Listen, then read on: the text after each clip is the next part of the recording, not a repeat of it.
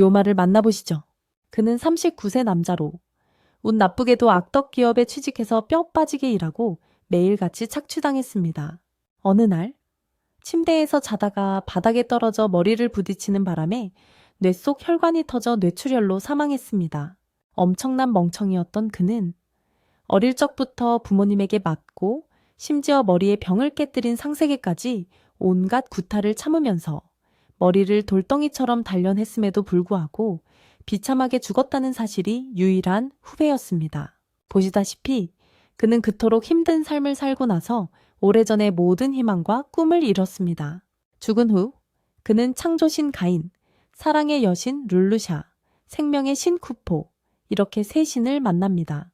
그들은 그를 세일폴이라는 다른 세계에서 준비해둔 8살짜리 몸으로 산봉에 환생시킬 것이라고 말합니다. 그들은 지구에는 마법이 풍부하지만 그들의 세계는 마법이 고갈되고 있다고 덧붙입니다. 그래서 그를 세일폴로 보내서 윤회 마법을 써서 지구에서 세일폴로 마법 에너지가 흐르는 포탈을 만들려는 거야. 그에게 모든 사람에게 할 이야기를 담은 완벽한 설명을 해준 후에 그들은 그에게 NDA에 서명하게 하는데 거기서 그는 이 윤회를 비밀로 하고 어떤 상황에서도 누구에게도 언급하지 않기로 되어 있어. 그 후 그들은 그의 영혼을 다른 세계로 던져버리고 그의 새로운 어린 몸 안으로 넣어. 그 시점부터 료마는 18살의 몸으로 숲속에서 혼자 깨어나는데 신들이 그의 새로운 삶을 시작할 수 있도록 준비해준 가방 안에 설명서와 기본적인 물건들이 들어있어. 설명서를 통해 그는 자신의 초기 능력치와 다양한 종류의 마법과 주문에 대해 배우게 돼. 그는 모든 원소를 사용할 수 있는 축복을 받았지만 그 때문에 어떤 원소의 달인이 되기는 어려워. 그리고 그의 기본 힘 능력치도 꽤 괜찮고 정신 저항력이 가장 높아. 그는 전생의 강점을 그대로 유지했다는 것을 알고 처음으로 마법을 사용하는 것에 흥분하게 돼. 첫 실험으로 료마는 테이밍 주문을 시험하기 위해 슬라임을 길들이고 결과에 매우 만족합니다. 그 후 그는 가나숲에 살면서 취미로 슬라임을 연구하기로 결심합니다. 그렇게 다음 3년 동안 그는 숲에서 살면서 다양한 종류의 슬라임을 점점 더 많이 모아 1000마리가 됩니다. 그들은 청소와 치료부터 공예, 심지어 화장실 청소까지 집안일을 돕습니다.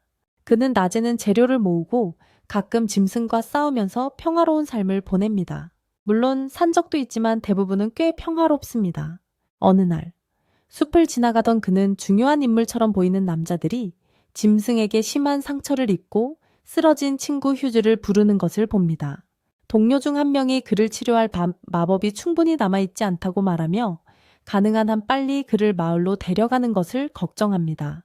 그때 료마가 나와서 다친 친구에게 도움이 될 약이 있다고 말합니다. 치료사가 약을 받아 시험해보고 휴즈에게 주자 통증이 가라앉고 잠이 듭니다. 그 후 료마는 그들에게 자기 집에서 쉬라고 제안하고 모두 함께 그의 집으로 걸어갑니다. 가는 길에 료마는 이 지역에 야생동물이 있는 것 같고 다시 올 수도 있으니 서둘러야 한다고 말합니다. 그러고 나서 그는 장벽 마법으로 숨겨놓은 자신의 집으로 그들을 데려갑니다. 남자들은 그가 사냥꾼인지 왜 어린아이가 숲에 살고 있는지 궁금해합니다. 그들은 휴즈를 침대에 눕혀 쉬게 하고 료마가 대체 누구인지 궁금해합니다. 료마는 약 상자를 가져와 친구를 위해 가져가라고 말하고 얼음이 든 냉수를 제공합니다. 사람들은 그걸 알아채고 그에게 얼음 마법을 쓸 수 있는지 그리고 이름을 묻습니다. 료마는 자신의 이름을 밝히고 남자들의 리더는 라인하르트 공작이라고 자신을 소개합니다. 그 후 나머지 사람들도 자신들의 이름을 밝히고 가는 길에 도적들에게 습격당했다고 설명합니다. 모두 쉽게 물리쳤지만 갑자기 검은 곰이 공격했고 휴즈가 다쳤을 때 료마를 만났다고 합니다. 그러자 라인하르트는 료마에게 거기서 뭘 하고 있는지, 어떻게 여러 마법을 쓸 수 있는지, 심지어 포션까지 만들 수 있는지 묻습니다. 료마는 준비해둔 이야기로 둘러대며 조부모님이 예전에 모험가였고 그분들이 모든 것을 가르쳐 주셨다고 설명합니다. 그리고 3년 전에 돌아가셨고 그에게 마을로 가라고 하셨다고 말합니다. 하지만 그는 외부인이었기 때문에 어느 마을도 받아주지 않았고 그래서 지난 3년 동안 숲에서 혼자 살고 있다고 합니다. 그 후에 료마에게 범죄자인지 아닌지 그리고 기본적인 정보를 보여주는 테스트 수정에 손을 대게 합니다. 료마는 시키는 대로 하고 저녁 식사를 준비하러 갑니다. 한편 남자들은 료마가 사실 높은 수준의 고통 저항력을 가진 11살짜리 아이라는 것을 알게 됩니다. 그들은 그가 지금까지 얼마나 힘든 삶을 살아왔을지 궁금해하며 그를 불쌍하게 생각합니다. 그들은 그를 그냥 내버려 둘 수 없다고 결심합니다. 라인하르트는 집으로 돌아가 아버지와 아내에게 이야기하고 료마를 돕기 위해 무엇을 할 수 있는지 알아보겠다고 말합니다. 그렇게 그들은 모두 휴즈가 회복되기를 기다렸다가 마을로 돌아갑니다. 다음 날, 라인하르트는 온 가족과 가신들과 함께 료마를 만나러 돌아옵니다. 다들 앞으로 나와서 자기소개를 합니다.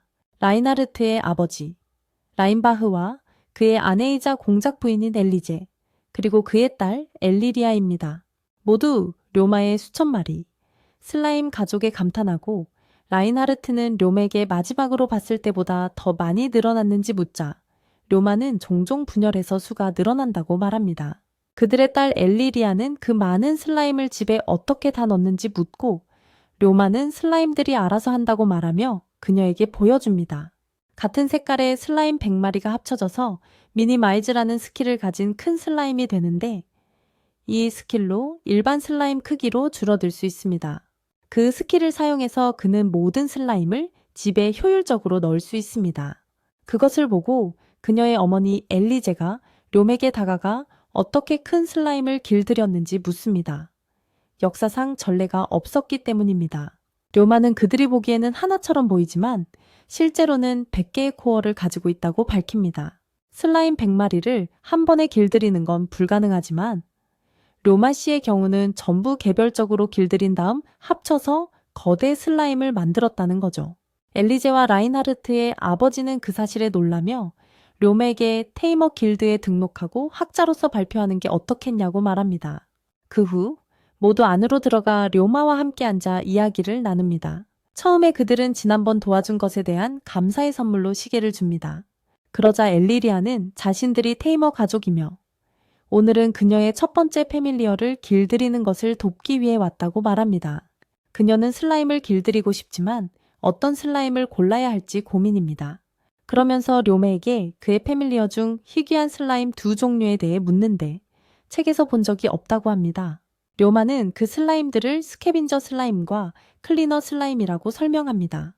쓰레기 슬라임은 온갖 쓰레기를 먹어 치울 수 있고 청결 슬라임은 특히 먼지와 때만 먹고 다른 건 해치지 않아요. 게다가 청소하는 것에서 나는 온갖 냄새도 없앨 수 있고요. 엘리아는 이 모든 걸 적어두고는 청결 슬라임을 첫 번째 권속으로 삼겠다고 말하며 료맥에게 안내를 부탁합니다. 료마는 청결 슬라임이 많은 곳을 보여주고 목욕물을 미끼로 써서 청결 슬라임을 유인하라고 알려줍니다. 청결 슬라임이 왜 목욕물 패티시를 가졌는지는 모르겠지만 그렇다 칩시다. 료마조차도 이 정보를 공유하기 부끄러워하지만 휴즈가 가장 직설적인 방법으로 모두에게 알려줄 거라고 예상할 수 있죠. 그렇게 모두 떠났다가 햇질녘에 돌아오고 엘리아는 청결 슬라임을 성공적으로 길들였습니다. 그 후 모두 오후에 료마와 함께 차를 마시며 앞으로 뭘 하고 싶은지 결정했는지 물어봅니다. 료마는 잠시 생각하더니 숲에 남을지 아니면 나가서 살아볼지 아직 잘 모르겠다고 대답합니다. 3년 동안 아무하고도 대화하지 않았는데 다른 사람들과 잘 어울릴 수 있을지 걱정하는군요. 그런 료마를 보며 라인하르트의 아버지는 그들이 광산마을 기멜로 여행을 간다고 말하며 료마도 함께 가자고 제안합니다. 세상 밖을 경험해 볼 수도 있고 원하면 언제든 다시 돌아올 수 있다면서요. 처음에 료마는 결정을 망설이지만 엘리아가 격려의 말을 건네며 그를 돕습니다. 자신도 처음 여행을 떠났을 때 무서웠지만 결국 정말 재미있었고 료마도 만나고 처음으로 슬라임도 길들였다고 말합니다. 그녀는 료마가 그들과 함께 떠나기로 결심한다면 새롭고 흥미로운 일들을 많이 경험하고 새로운 사람들을 만날 것이라고 말하고 이 말에 료마는 다시 한번 생각을 바꿉니다. 그 모든 말을 들은 료마는 기꺼이 제안을 수락하고 차원 상자 마법으로 짐을 싸기 시작합니다. 그가 그런 마법을 쓸 수 있다는 말에 라인하르트 가문은 그의 재능에 다시 한번 놀라고 엘리제는 그에게 언제든 마법에 대해 물어보라고 제안합니다. 짐을 다 챙긴 다음 날 모두 료마를 데리러 오고 집사인 세바스는 중간 마법인 차원 주택을 사용하여 말과 마차를 안에서 꺼내고 모두 기메를 향해 여정을 시작합니다. 어느 날 가는 길에 마차가 갑자기 멈춥니다. 라인하르트는 부하들과 함께 나가 확인하고 폭우로 인해 산사태가 발생하여 길이 완전히 막혔다는 것을 알게 됩니다. 이 지역에서 산적의 공격이 두려워 그들은 돌아가서 더 먼 길을 택하는 대신 길을 치우기로 결정합니다. 료마도 돕기로 결심하고 끈적한 슬라임 섬유로 만든 특별한 우비를 꺼냅니다. 이전 공작은 료마가 놀라움으로 가득 차 있으며 그들은 섬유를 그런 식으로 사용할 생각은 전혀 못했다고 말합니다. 그 후 료마는 뛰어내려 라인하르트에게 가서 길을 막고 있는 잔해로 단단한 타일을 만들 수 있는 스마트한 복합 마법을 보여줍니다. 그러고 나서 그가 슬라임들을 이용해서 타일을 쌓아 올리자 꽤 빨리 길이 정리되더군요. 모두 료마의 마법을 똑똑하고 혁신적으로 사용하는 방식에 감탄했고 그들은 다시 여정을 계속했습니다. 사흘 뒤 그들은 기멜에 도착했고 료마는 이곳이 3년 전 이 세계로 환생한 후 처음 방문한 마을이라고 말했습니다. 그는 당분간 라인하르트 가문과 함께 살 것이며 이번 여행의 주된 목적 중 하나는 공작이 광산을 확인하여 계속 운영할 광산과 폐쇄할 광산을 알아보는 것이라고 설명했습니다. 정착 후 그들은 모두 교회에 가서 료마의 스테이터스 플레이트를 받았습니다. 스테이터스 플레이트는 개인정보 외에 개인의 기술과 능력을 보여주는 신분증 역할을 합니다. 료마는 감정실 안으로 들어가 수정구슬에 손을 얹었고 수정구슬은 그의 능력치를 계산하여 플레이트에 기록했습니다. 그런데 갑자기 료마는 밝은 빛을 보았고 그의 정신은 신들의 영역으로 이동되었습니다. 그는 다시 한번 새 신을 만나게 되었고 신들은 료마가 그의 삶을 즐기는 모습을 보니 매우 기쁘다고 말했습니다. 가네는 료마가 실수로 정화 슬라임과 청소 슬라임을 발명했다고 말합니다. 원소에 노출시킨 후에요. 그 후 그들은 라인하르트 가문의 역사에 대해 이야기하며 그들의 조상 중 한 명이 료마처럼 지구에서 전이된 사람과 결혼했고 테이머가 되기를 원했다고 밝힙니다. 그들은 테이밍 마법 학교 설립을 포함하여 많은 훌륭한 일을 해냈고 라인하르트 가문은 그 이후로 각자의 축복을 받았습니다. 그들은 또한 그들의 딸 일리리아가 전형적인 오타쿠였고 많은 전투 능력을 가지고 환생한 어머니 쪽의 또 다른 전이자를 포함하여 조상으로부터 많은 특성을 물려받았다고 말합니다.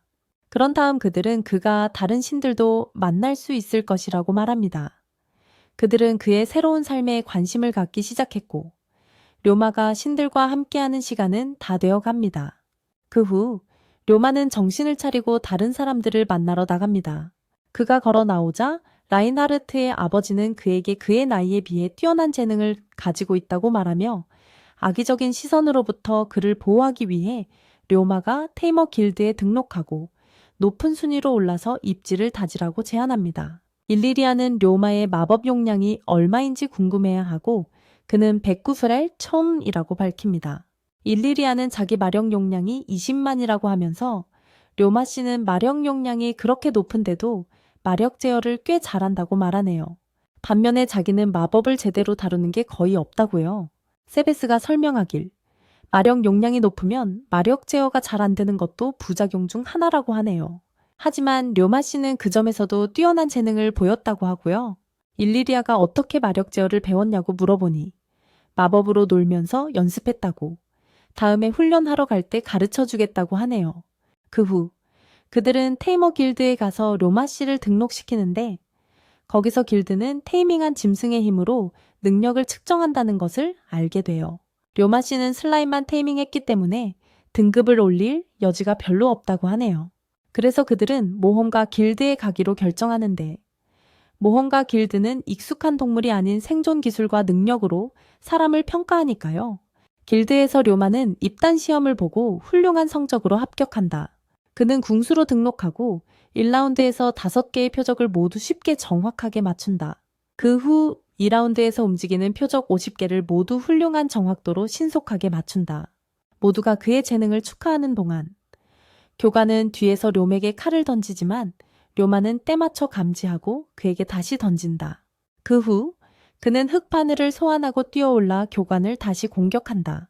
하지만 바로 그때 교관은 그를 막고 궁수들은 사각지대에서 암살 시도에 취약하기 때문에 알리기 위해 하는 작은 테스트였다고 밝히고 료마가 무딘카를 다시 마치고 방역까지 시도한 첫 번째 사람이라고 칭찬한다. 그 후 그는 자신을 길드마스터 워건이라고 소개하고 료마는 왜 길드마스터가 직접 그의 시험을 치르는지 궁금해한다. 그 말을 듣고 워건은 자기가 무슨 일인지는 모르겠지만 어쩐 일인지 공작과 그의 온 가족이 그의 입단 시험을 보러 와서 어쩔 수 없이 직접 해야 했다고 대답한다.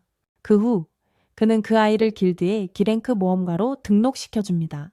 그는 료마를 2랭크부터 시작하게 할 수도 있었지만 다른 길드원들이 특혜로 볼까봐 걱정했고 그래서 료마가 스스로 랭크를 올려 모두에게 실력을 증명하길 바란다고 말합니다. 료마는 동의하고 임무 게시판으로 가서 D랭크 임무를 고릅니다. 이 임무들은 대부분 쓰레기 줍기, 집 청소, 분실물 찾기 등과 같은 사소한 일들입니다. 료마는 슬라임을 이용해 청소를 할 수 있기 때문에 집 청소 임무를 맡기로 합니다. 다음 날 그는 스캐빈저 슬라임과 클리너 슬라임을 데리고 쓰레기 매립장 옆에 있는 의뢰인의 집으로 갑니다. 그는 의뢰인의 집에 도착하여 벨을 누르고 안에서 고양이 귀를 가진 소녀가 나와 그에게 청소를 하러 왔냐고 물으며 눈물을 글썽이며 집을 다시 깨끗하게 청소할 수 있을 거라는 희망을 거의 포기했었다고 말하며 그를 껴안습니다. 그녀는 자신을 미아라는 모험가라고 소개하며 집 옆 쓰레기 매립장 아래 땅이 불안정했고 어느 날 쓰레기가 지하실 벽을 뚫고 쏟아져 들어오기 시작했다고 설명합니다. 곧 아무도 감당할 수 없을 정도로 심각해졌고 그녀는 말 그대로 쓰레기로 가득 찬 지하실에 망연자실하게 남겨졌죠. 료마는 쓰레기 더미부터 처리하기로 하고 청소 슬라임들을 시켜서 몇 분 만에 모든 쓰레기를 먹어 치우게 합니다. 그 후 그녀의 지하실에서도 똑같은 방식으로 쓰레기를 없애고 물마법 미스트 워시를 사용해서 방 전체를 적십니다. 그 후 청소 슬라임들에게 청소를 맡기고 마지막으로 일행이 오는 길에 산사태 잔해를 치울 때 썼던 마법 크리에이트 블록을 사용해서 벽에 구멍을 메웁니다. 잔해로 벽돌을 만들고 초록 슬라임의 끈적한 용액을 콘크리트처럼 사용합니다. 그렇게 몇 시간 만에 모든 일을 끝마칩니다. 미아가 내려와서 료마가 어떻게 이렇게 완벽하게 해냈는지 궁금해합니다. 그녀는 그의 빠른 서비스와 뛰어난 실력에 감탄하며 그에게 감사를 표하고 일에 대한 보상으로 보너스를 줍니다. 료마는 길드로 돌아와 금화 자루를 받고 접수원은 료마가 엄청난 양의 쓰레기 때문에 아무도 맡지 않으려 했던 일을 훌륭하게 해냈다고 칭찬합니다. 그 후 길드 마스터는 그를 사무실로 불러 첫 임무를 훌륭하게 수행한 것에 대해 칭찬합니다. 그러고는 그의 뛰어난 서비스가 필요한 또 다른 임무에 대해 이야기하며 공동 화장실 문제에 대해 설명하기 시작합니다. 그는 원래 이 일은 빈민가 사람들에게 맡겨졌지만 최근 몇 년간 철광 생산량이 점점 줄어들면서 정부가 예산 삭감을 결정했다고 설명합니다. 그리고 그들이 가장 먼저 건드린 것은 빈민가 사람들의 급여를 삭감하여 충분히 열심히 일하지 않았다는 핑계를 대며 공동 관리 비용을 줄이는 것이었습니다. 그러면서 오랫동안 방치된 탓에 공동 화장실에 구덩이가 가득 찼고 엄청난 양의 오물과 구덩이에서 나는 끔찍한 냄새 때문에 아무도 청소하는 일을 맡고 싶어 하지 않는다고 말합니다. 료마는 상황에 공감하며 그 일을 맡기로 동의하고 공작과 이 문제에 대해 상의하여 상황에 대해 할 수 있는 일이 있는지 알아보겠다고 말합니다. 그 후 그는 집으로 돌아가 라인하르트와 그의 가족에게 모든 것을 이야기합니다. 라인하르트의 아버지는 분명히 무슨 부정부패가 일어나고 있다고 생각하며 몹시 화를 냅니다. 엘리제는 라인바흐 공작께서 재임 시절 지역관리부서를 개혁하고 빈민가 사람들에게 일자리를 제공하기 위해 이 업무에 자금을 할당했다고 말합니다. 그런데 지금 그들이 부정부패를 저지르면서 공작의 노력을 망치고 있는 겁니다. 그들은 뇽에게 정보를 공유해 주어서 고맙다고 말하며 그 문제를 조사하러 갑니다. 그렇게 료마는 슬라임들을 데리고 공동 화장실의 구덩이로 갑니다. 총 30개나 있고 각각 폭이 몇 미터나 됩니다. 그는 오늘 하루가 길어질 거라고 생각하며 똥 먹는 슬라임들과 변태 청소부들을 준비시키고 자신을 보호하기 위해 특수방수 청소복도 입습니다. 그렇게 그는 슬라임들을 이끌고 곧장 구덩이로 들어가 일을 시작합니다. 그들은 청소 슬라임과 스캐빈저 슬라임으로 늘 하던 대로 구석구석 청소하죠.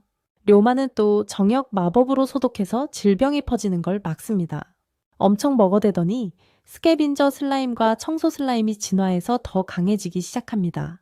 료마는 그들이 미아즈마 저항력을 얻었다는 걸 알아차리는데 이는 구덩이가 악한 마법으로 가득 차 있었다는 뜻이죠. 당연한 거 아니겠어요? 그곳은 말 그대로 끔찍한 것들로 가득 차 있으니까요. 그는 급히 길드로 돌아가 모두에게 미아짐에 대해 보고합니다. 모두들 그의 안전을 걱정하고 그는 자신을 걱정해주는 사람들이 있다는 것에 감격하며 길드 마스터에게 그 일을 자신이 맡게 해달라고 그리고 일이 끝날 때까지 공용 화장실에 아무도 들어가지 못하게 해달라고 요청합니다. 다음 날 길드 마스터는 많은 모험가들을 경비 임무에 배치하고 료마가 남은 모든 구덩이를 처리하도록 합니다. 료마는 최선을 다해 며칠 밤낮으로 계속 일했고 결국 가능한 한 빨리 일을 끝마쳤습니다.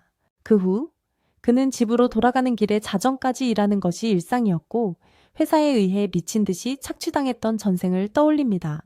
그는 어머니가 항상 집에서 그를 맞이해주던 것을 기억하지만 어머니가 돌아가셨을 때 그의 마음속에 채워지지 않는 공허함이 생겼다고 느꼈습니다. 시간이 지날수록 그는 점점 더 비사교적이 되었고 새로운 친구를 사귀고 의미 있는 관계를 형성하는 데 어려움을 겪었습니다. 삶은 회색으로 보이기 시작했고 그는 모든 희망을 잃었습니다. 슬픈 눈과 지친 몸으로 그는 집으로 돌아왔고 놀랍게도 라인하르트 가족 전체가 그를 환영하기 위해 안에 서 있었습니다. 그들은 그에게 괜찮은지 묻고 그의 짐을 내려놓고 그를 위해 목욕과 저녁 식사를 준비합니다. 이런 대접을 받자 그는 이 삶을 갖게 된 것에 대해 극도로 감사하게 느끼고 알린이 그를 안아주며 그의 어머니를 떠올리게 하자 울기 시작합니다. 다음 날 료마는 아가씨가 차려준 아침 식사를 먹게 된다. 아침 식사를 하면서 엘리아는 뇽에게 마법 훈련을 도와달라고 부탁한다. 료마는 전에 했던 약속을 기억하고 그녀를 가르쳐 주기로 하고 카멜, 세바스, 엘리제에게도 고급 마법을 가르쳐 달라고 부탁한다. 그들은 모두 흔쾌히 동의하고 아침 식사를 마저 한다.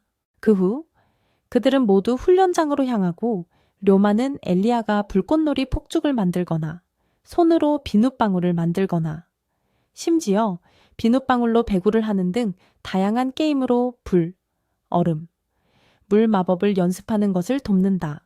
그는 또한 그녀에게 비눗방울에 물을 더하고 마법을 사용하여 공중에 띄우고 다양한 물체로 모양을 바꾸는 방법을 보여준다. 모든 것을 보여준 후 그는 그녀가 혼자 연습하도록 하고 카멜에게 가서 공격 마법을 배운다. 카멜은 그에게 화살, 물총, 바람 망치, 돌멩이, 얼음 화살, 기절 화살과 같은 다양한 공격 마법과 그 원소들의 방어 마법을 가르쳐준다. 그 우후 세바스가 이어받아 뇽에게 디멘션 홈이나 워프 같은 복잡한 마법을 가르쳐주고 료마는 하루가 끝날 때쯤 그 모든 것을 익히게 됩니다. 다음 날 그들은 광산 시차를 가고 엘리아는 모험가로서 현장 경험을 쌓게 됩니다. 가는 길에 엘리아는 뇽에게 이번 여행이 끝나면 왕도로 가서 학교에 다닐 거라고 말합니다. 료마는 곧 그녀가 떠난다는 생각에 약간 슬퍼하고 그들은 광산에 도착합니다.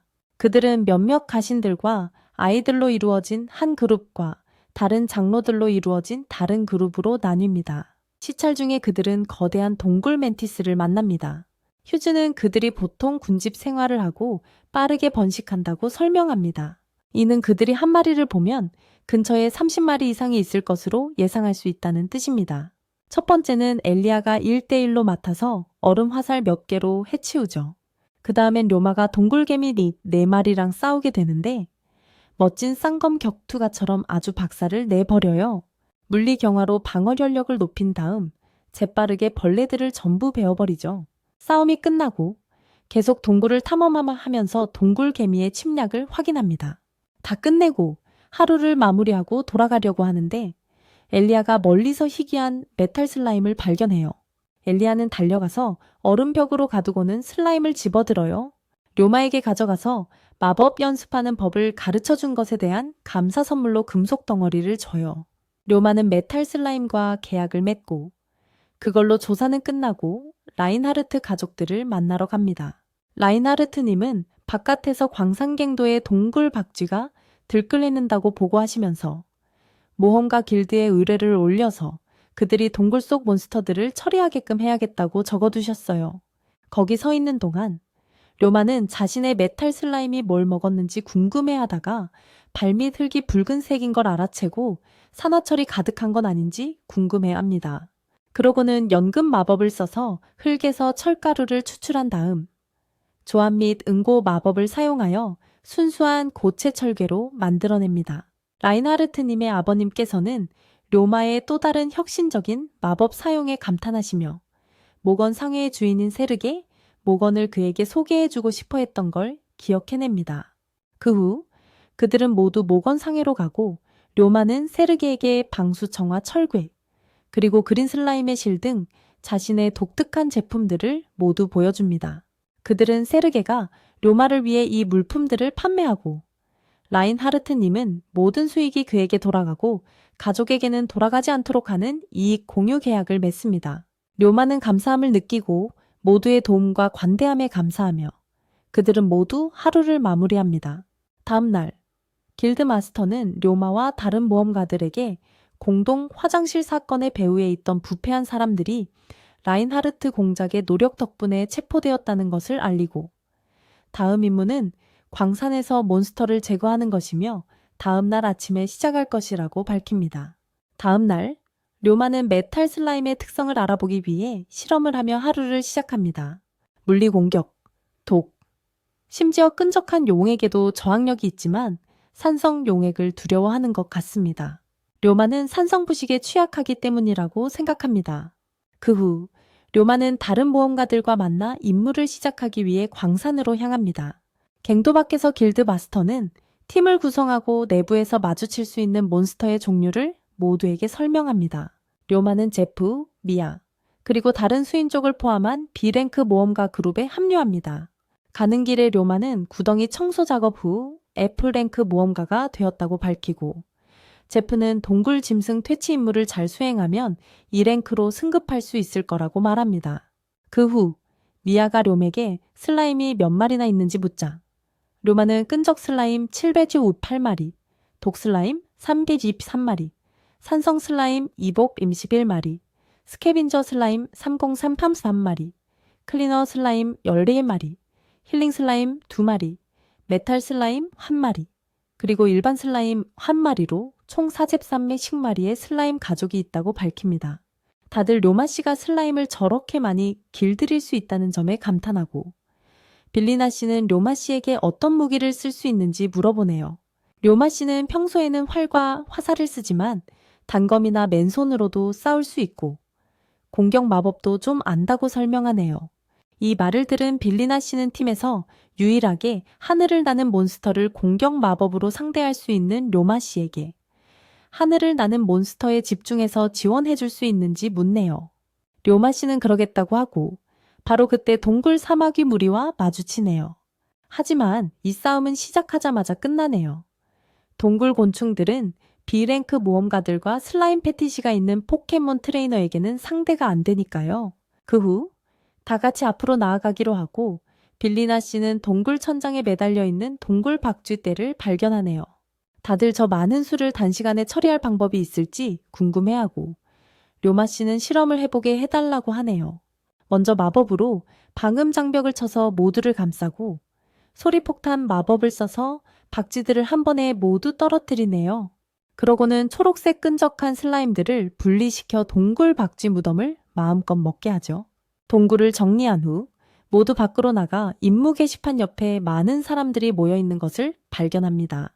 워건과 그의 조수는 모두를 불러 모아 파티 중 하나가 광산 깊숙한 곳에서 고블린 무리를 만났다고 밝힙니다.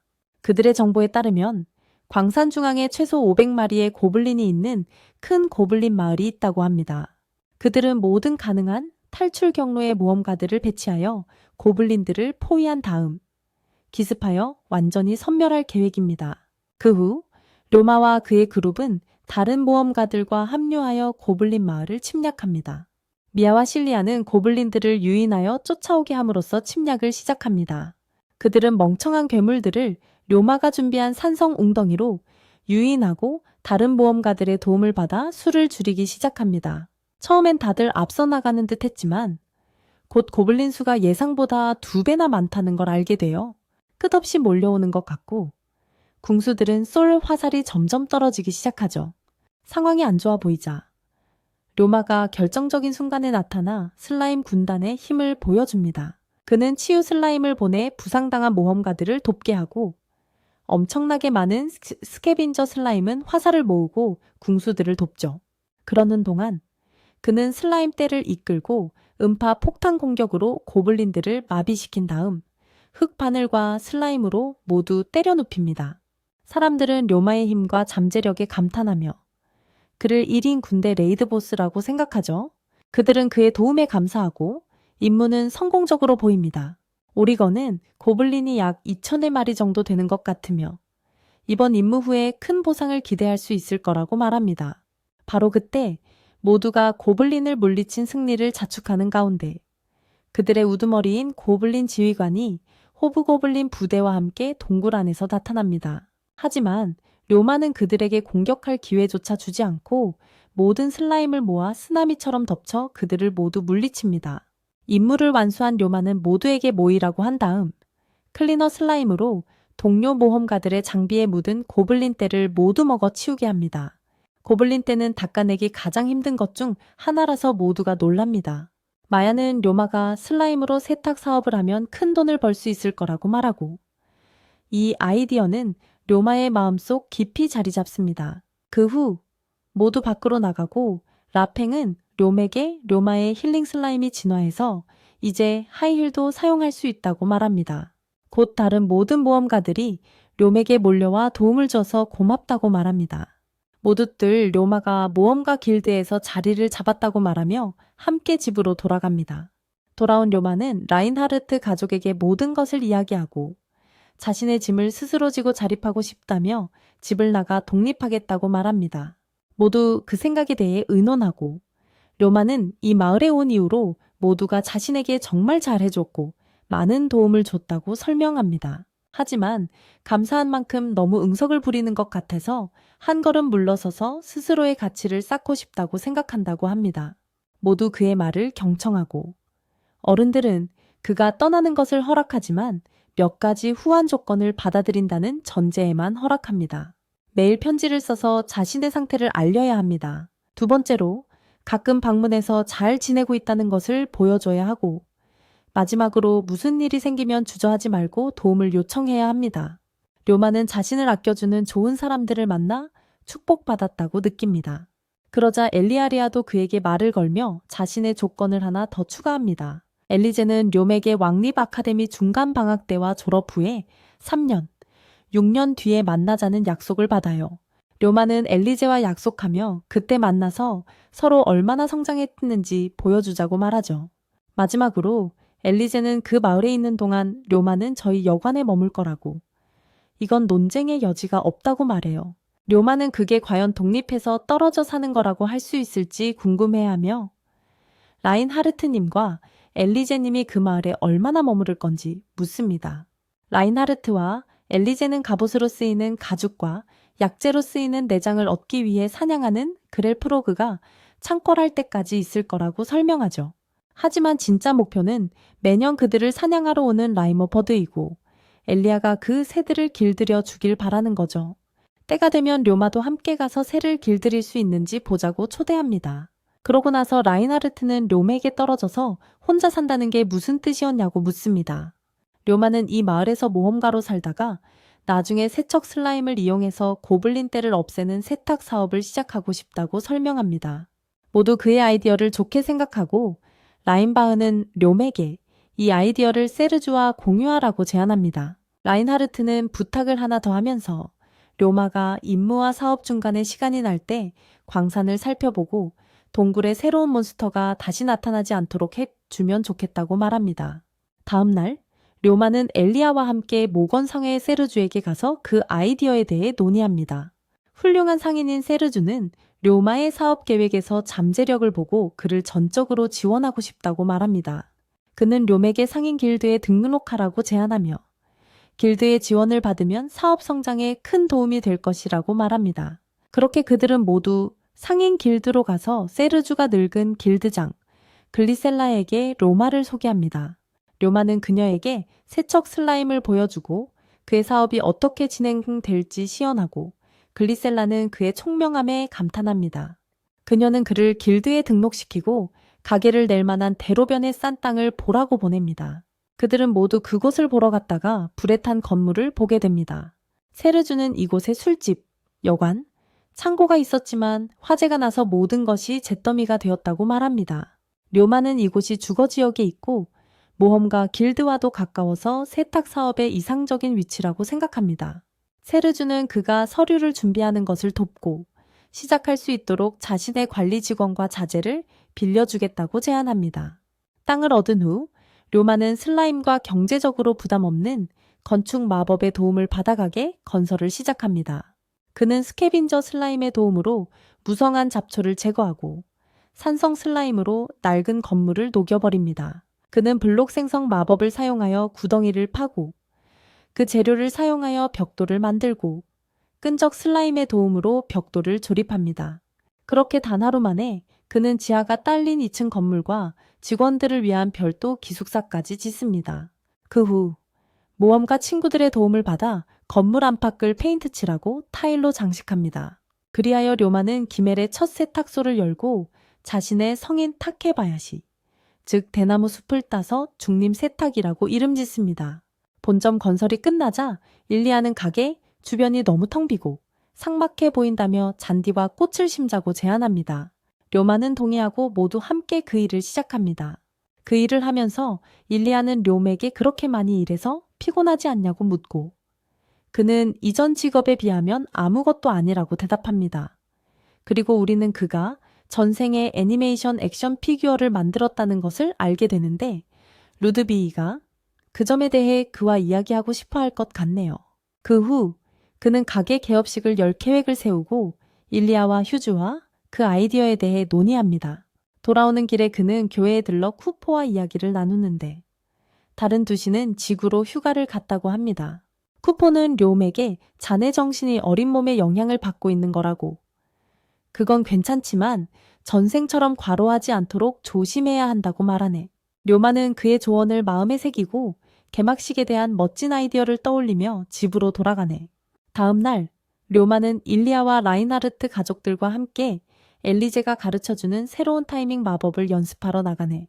그들은 탁 트인 언덕 지역으로 가고 엘리제는 오늘 연습할 감각 공유 마법에 대해 설명하며 수업을 시작하네. 엘리제는 테이머가 몬스터와 계약을 맺으면 후각, 청각, 미각, 시각을 포함한 감각을 공유할 수 있는 연결고리가 형성된다고 설명하네.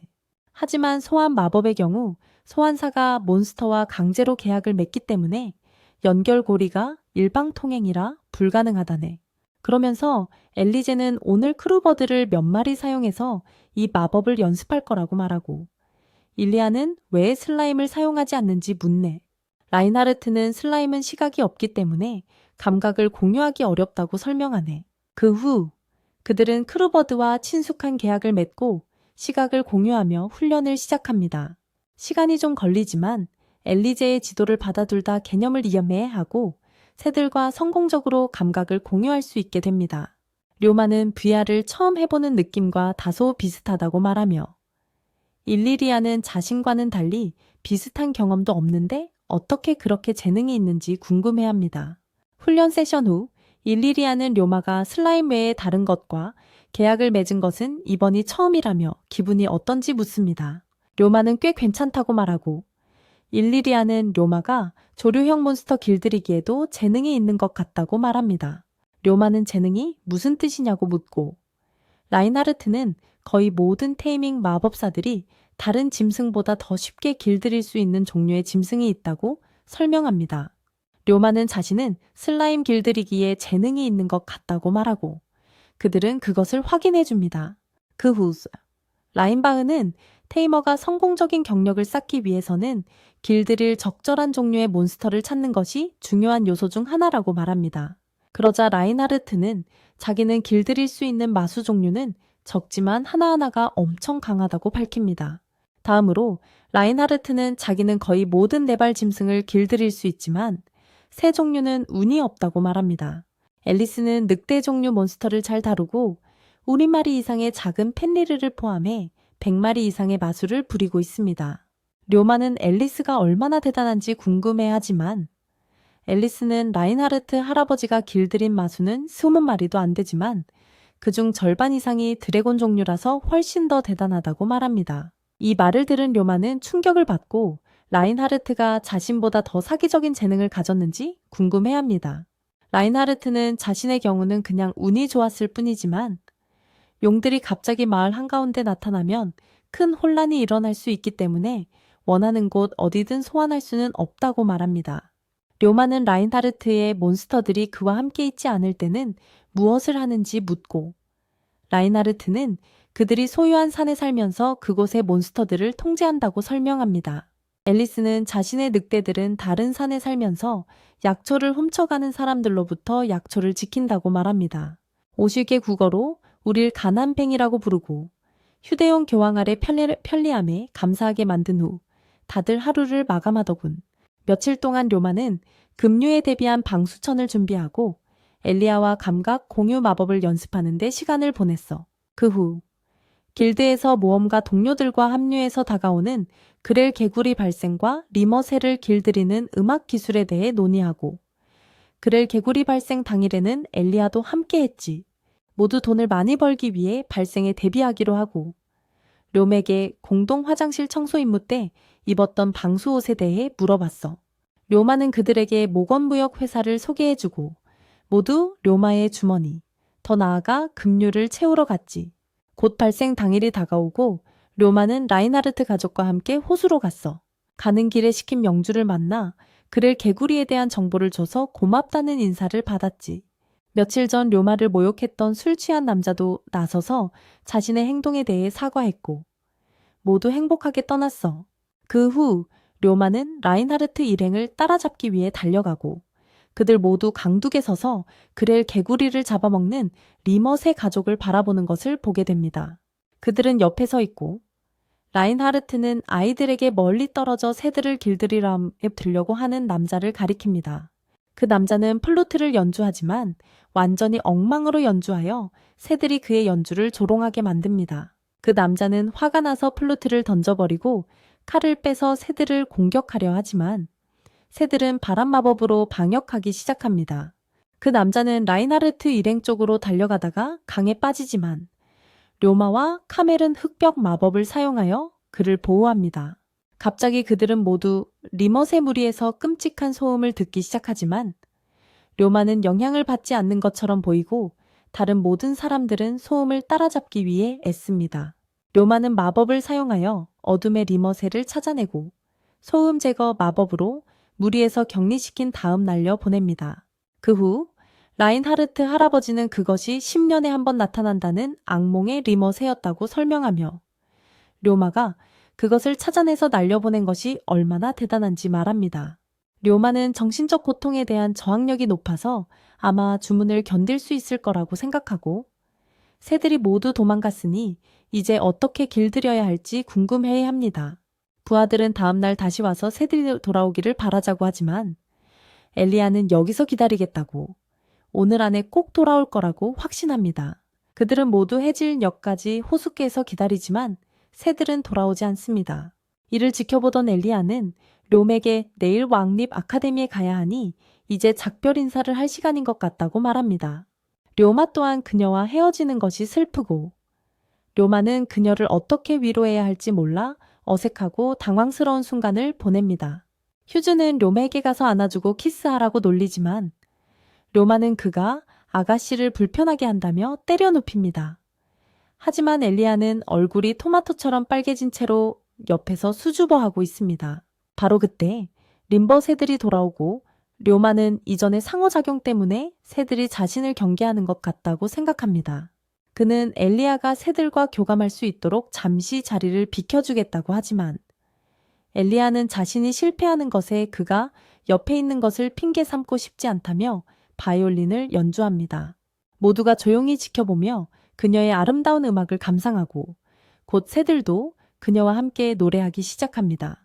공연이 끝나자 많은 새들이 그녀에게 가까이 날아오고 그녀는 9마리의 유연한 새들과 계약을 맺고 빛나는 포켓몬까지 잡는 데 성공합니다. 그 후 료마가 새들과 계약을 맺으려고 시도하고 그는 믿음직한 기타를 꺼냅니다.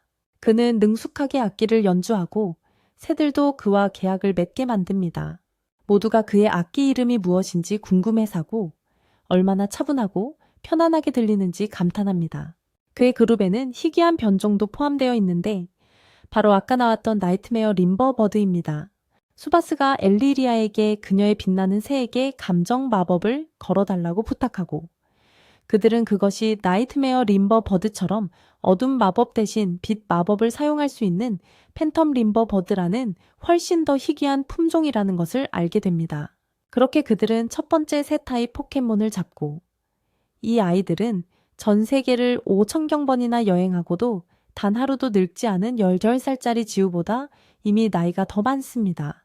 그날 밤 료마의 송별회와 함께 유연조 길들이기를 축하하는 파티가 열렸습니다. 파티 후 료마와 엘리야는 방에 함께 앉아 서로 작별 인사를 나눕니다. 엘리야는 다음날 아침 가족과 함께 떠나고 료마는 광산으로 이동하여 업무에 집중하고 광산을 계속 감시할 것입니다. 엘리야는 슬픈 표정으로 료메에게 친구라고 부를 수 있는 사람이 없었다고 말합니다. 모두가 그녀의 지위나 엄청난 마력 때문에 두려워했습니다. 료마는 왜 그녀의 마력을 두려워하는지 궁금해하고 그녀는 5년 전에 실수를 했다고 설명합니다. 어떤 남자애가 집에 자주 놀러와서 마법을 가르쳐 주겠다고 했는데 당시 그녀는 마법을 제대로 다루지 못해서 결국 그 남자애를 얼려버렸습니다. 가문들 사이에서 큰 사건으로 번지지는 않았지만 그 남자애가 그녀가 일부러 그랬다거나 그녀에게 잘못 보이면 누구든 공격할 거라는 소문을 퍼뜨렸다고 합니다. 이런 소문 때문에 사람들은 그녀를 피하는 경향이 있죠. 엘리야는 료메에게 자신의 과거를 알게 된 지금도 자기가 두렵냐고 묻자 료마는 괜찮다고 그런 일은 누구나 인생에서 한두 번 겪을 수 있다고 대답해요. 료마는 그녀가 전혀 두렵지 않고 친한 친구로 생각한다고 말하죠. 그 후 엘리야는 료메에게 10번째 생일에 어머니에게 받은 특별한 루비 목걸이를 줘요. 그녀는 료메에게 행운의 부적으로 간직하라고 하고 친구끼리 선물을 교환하는 것은 미래에 다시 만날 것이라는 의미라고 말하죠.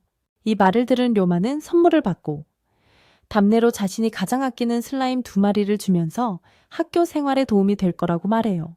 다음 날 그들은 모두 료메에게 작별 인사를 하고 고향으로 떠나요. 떠나기 전에 료마는 모두에게 친절하게 대해주고 여러 면에서 도와줘서 고맙다고 말하며 안전한 여행을 기원해요. 모두 그가 돌아오길 바라며 엘리리아는 3년 뒤에 다시 만나자는 약속을 상기시켜줍니다. 엘리리아는 열심히 공부해서 다음 만날 때는 훨씬 더 강해지고 바람 마법도 더 잘 다룰 수 있을 테니 류마도 훈련을 게을리하지 말라고 합니다. 그러고 나서 이미 친한 친구 사이니까 자신을 알리아라고 부르라고 말하고 가족과 함께 떠납니다. 류마는 그들을 배웅하며 헤어짐의 슬픔을 느끼지만 언젠가 당당하게 다시 만날 수 있도록 열심히 일하고 사업을 키우겠다고 다짐하며 기운을 냅니다. 한편 신들은 그들의 영역에서 류마를 지켜보며 그가 라인하르트 가족을 많이 그리워할 것이라고 말하고 그의 밝은 미래를 축복합니다. 시청해주셔서 감사합니다. 재미있게 보셨다면 좋아요와 구독, 알림 설정을 잊지 마시고 다음 영상도 놓치지 마세요. 그럼 다음에 또 만나요. 잘 지내세요. 다음 날 그는 아는 모든 사람들을 직접 초대하러 갑니다. 그는 라인하르트 가문부터 시작해서 워건, 글리셀라, 다른 모험가들에게까지 모두 연락해서 자신의 세탁소 개업식에 초대합니다. 그 후 그는 알리아와 라인하르트 가문의 하녀들과 함께 연회를 준비합니다. 한편 세르주는 료마가 가게에 고용할 쌍둥이 젊은 매니저 2명을 데려옵니다. 그들은 가게에 들어와 칼라와 칼럼이라고 자신들을 소개하며 11살짜리가 어떻게 이렇게 멋진 가게를 만들었는지 궁금해해합니다. 처음에 그들은 료마가 라인하르트 가문의 친척이라고 생각하고 11살짜리 아이와 슬라임들이 운영하는 사업에 대해 매우 회의적입니다. 세르주는 그들이 이전 무역회사의 루이움 지점에서 부매니저와 부부 매니저로 일했었다고 설명합니다. 료마는 그들을 환영하며 가게의 업무 과정을 보여주기 위해 자신을 따라오라고 합니다. 우선 손님들에게 세탁물을 담을 자루를 사게 하고 그 자루는 원하는 만큼 계속 쓸 수 있게 할 겁니다. 자루는 크기별로 있고 손님들은 자루당 요금을 내는데 가격은 크기에 따라 달라집니다. 요금을 받고 세탁물을 받으면 자루에 고유 번호가 적힌 보관증을 주는데 나중에 세탁물을 찾을 때 필요합니다. 자루를 받으면 슬라임들이 있는 뒷방으로 보내서 슬라임들이 세탁, 다림질, 개는 일을 모두 할 겁니다. 료마는 그들을 데리고 가서 모든 슬라임들을 보여주고 슬라임들이 일을 마치면 세탁물을 수거해서 적절한 가방에 분류하고 손님들이 찾으러 오면 배달해야 한다고 말합니다. 료마는 그들에게 질문이 있는지 묻고 남매는 없다고 말합니다. 료마는 그들이 자신의 일에 불만이 있는지 이 일이 그들에게 충분히 좋지 않다고 생각하는지 궁금해합니다. 그 후 료마는 그들을 데리고 직원 숙소를 보여주고 현재 그곳에 살고 있는 유일한 직원이기 때문에 방을 선택하게 합니다. 기숙사 방들 말고도 휴게 공간, 화장실, 그리고 사무실 주방도 가게 안에 있습니다. 그 남매는 그의 모든 지시에 그저 네라고만 대답하고 자기 질문은 하나도 없어서 료마는 그들이 여기서 일하게 된 게 기쁘지 않은 건지 궁금해합니다. 곧 손님들이 오기 시작하고 료마는 매니저들의 도움을 받아 손님들을 응대합니다. 가게는 라인하르트 가문부터 모험가들, 모험가 길드와 상인 길드의 길드장들까지 료마가 지금까지 만났던 모든 사람들로 가득 찹니다. 그들은 모두 료마의 노력과 행사 음식에 대해 칭찬하며 그의 사업에 행운을 빌어줍니다. 파티 중에 글리젤라는 료마의 사업에 큰 기대를 걸고 있다고 말하고 쌍둥이 매니저들도 료마가 얼마나 성숙하고 근면한지 언급합니다. 파티가 끝난 후 칼라와 칼럼은 료마의 기술과 재능을 인정하고 정식으로 그곳에서 일하게 해달라고 부탁합니다. 그들은 처음에는 이 사업 전체에 대해 회의적이었지만 그와 하루를 보내고 그가 얼마나 열심히 일하는지 지켜본 후 이제 료마의 직업 윤리를 인정하고 그와 함께 그곳에서 일하고 싶다고 설명합니다. 료마는 기꺼이 수락하고 그들은 내일 손님을 맞이할 준비를 한다. 그는 또한 자신이 라인하르트 가문과 관련 있다는 오해를 풀고 자신은 평범한 모험가일 뿐 귀족이 아니므로 너무 어려워할 필요 없이 편하게 대케하라고 말한다. 다음 날 료마는 엘리아와 쌍둥이 매니저들과 함께 가게를 열고 첫날이라 손님이 많지 않을 거라 예상하고 모험가 길드로 향한다. 엘리아는 휴즈를 만나 마법 연습을 하러 가고 그들은 거기서 헤어진다. 길드에 도착한 료마는 자신의 사업 시작을 축하하는 몇몇 모험가들의 인사를 받는다. 료마가 어떻게 알았냐고 묻자 그들은 길드에서 료마의 세탁소 광고판을 벽에 붙여놨다고 말하고 그는 그것을 보고 기뻐한다. 그 후 그는 광산도 확인할 겸 약초 채집 임무를 선택한다. 임무와 광산 순찰을 마치고 가게로 돌아온 그는 가게 문 밖으로 길게 늘어선 엄청난 인파를 발견한다. 료마는 재빨리 안으로 들어가 매니저들에게 무슨 일인지 묻자 손님이 엄청 많이 왔다고 한다. 첫날부터 이래서 료마는 놀란다. 손님들은 모험가들이 가게에 대해 알려줬고 좋은 가격에 고블린 때도 씻어준다고 해서 오픈을 손꼽아 기다렸다고 말한다. 료마는 와줘서 고맙다고 말하고 가게 일을 돕기 시작하고 그들은 좋은 수익으로 하루를 마감한다. 그 후 그는 전생처럼 직원들을 착취하는 건 아닌지 걱정하며 쉴 시간은 있었는지 묻는다. 직원들은 너무 바빠서 앉을 수도 없었다고 말하자 료마는 즉시 직원을 더 고용해서 부담을 덜어주겠다고 말한다. 그는 곧장 상인 길드로 달려가 글리셀라와 이 문제를 논의하고 모든 것을 쉽게 관리할 수 있도록 더 많은 사람을 고용하는 데 도움을 요청한다. 글리셀라는 첫날부터 성공한 것을 축하하며 나중에 후보자들을 모을 테니 직접 선택하라고 말한다. 그 후 그는 라인하르트의 여관으로 돌아와 그들에게 오늘 있었던 일을 이야기한다. 라인하르트는 뇽에게 마을 경비대 본부를 방문하라고 제안합니다. 매일 빨래가 많이 나올 테니 단골 손님을 확보할 수 있을 거라고요. 료마는 그 제안에 감사하고 피곤하지만 만족스러운 표정으로 잠이 듭니다. 다음 날 료마의 세탁소는 사업이 번창하고 손님들은 그가 저렴한 가격에 고블린 때와 같은 심한 얼룩을 얼마나 잘 지우는지에 놀랍니다. 오전에 일을 돕고 난 후 료마는 새로운 직원을 채용하기 위해 상인 길드에 가서 길드 마스터를 만납니다. 그 노파는 홀의 사람들을 모으고 료마는 자신과 자신의 사업을 소개하며 함께 일하고 싶은 사람이 있는지 묻습니다. 그는 손님과 대화하고 옷이나 갑옷과 같은 가벼운 물건을 운반할 수 있는 사람이 필요하다고 설명합니다. 게다가 그는 테이머이고 슬라임과 함께 일하기 때문에 슬라임과 함께 일하는 것이나 그가 너무 어리다는 사실에 문제가 있는 사람은 자유롭게 나가도 됩니다. 아이 녀석이 사업에 대해 이야기하고 게다가 슬라임까지 데리고 있는 것을 보고 모두가 그냥 나가버리고 두 사람만 남습니다. 료마가 그들에게 같이 일해도 괜찮냐고 묻자 그들은 괜찮다고 답합니다. 그러자 료마는 자기소개를 부탁하고 남자는 일어나서 자신은 페이라고 딸은 리링이라고 소개합니다. 페이는 료맥에 둘 다 고용해달라고 부탁하며 다친 다리가 사업에 문제가 될지 묻지만 료마는 괜찮다고 합니다. 그 후 료마는 그들에게 급여에 대한 요구사항이 있는지 묻고 그들은 살 수만 있다면 아무런 요구사항이 없다고 말합니다. 여러분, 명심하세요. 면접에서 고용주에게 절대 해서는 안 될 말입니다. 그 후 료마가 그들에게 필요한 것이 있는지 묻자 리링은 돈이 별로 없다며 료맥에 둘이 묵을 저렴한 숙소를 아는 곳이 있는지 묻습니다. 료마는 직원들이 편하게 일할 수 있도록 기숙사를 짓지 않았다고 밝힙니다. 마지막으로 료마는 둘 다 정말 강해 보인다며 옷 속에 숨긴 무기에 대해 묻습니다. 료마가 숨겨둔 무기를 눈치채자 페이와 리링은 놀라며 자신들이 사실 다른 나라의 암살자들이었다고 밝힙니다. 하지만 그들의 주군이 전쟁에서 패배하면서 모든 것을 잃었고 그래서 도망쳐 이곳으로 이주하기로 결심했다는군요. 하지만 오는 길에 국경 경비대에게 뇌물을 주기 위해 돈을 전부 포기해야 했습니다. 처음에는 광산에서 일하며 생계를 유지했지만 불행히도 페이가 다리를 다쳐 일자리를 잃게 되었습니다. 료마는 모든 것을 듣고는 문제 없을 거라고 말하며 길드 마스터가 데려온 사람들이니 믿는다고 합니다. 그러고는 두 사람을 모두 고용하여 비상시를 대비해 자신들의 경호원으로 일해달라고 부탁합니다. 그 후 모두 가게로 걸어가고 새로 고용된 직원들은 가게가 얼마나 아름답고 분주한지 감탄합니다. 모두 가게 안으로 들어가고 료마는 그들을 매니저들에게 소개합니다. 그 후 그들은 즉시 손님들을 돕기 시작합니다.